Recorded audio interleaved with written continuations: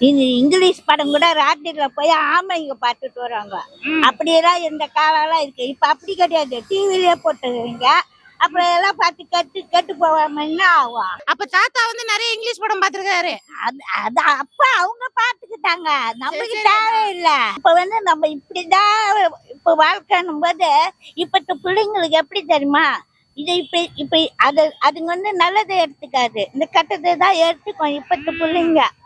புரியுதா உனக்கு? உங்ககிட்ட வந்து அரங்கேற்றம் பார்த்திருக்கீங்களா? அதெல்லாம் நாங்களாம் சின்ன வயசுல இருக்கும்போது கூட உள்ள விட மாட்டாங்க. அப்படியெல்லாம் படம் எடுத்தவங்க தான். அதெல்லாம் ஒரு அசிங்கம் கூட கிடையாது. இன்னும் கேட்டா இப்பெல்லாம் அப்படி கிடையாது. இப்ப அவுட்டு போட்டுட்டு பாக்குறதும் அவுட்டு போட்டுட்டு இது பண்றது பார்த்தா எல்லா பிள்ளைங்களும் கெட்டுதான் போவான்.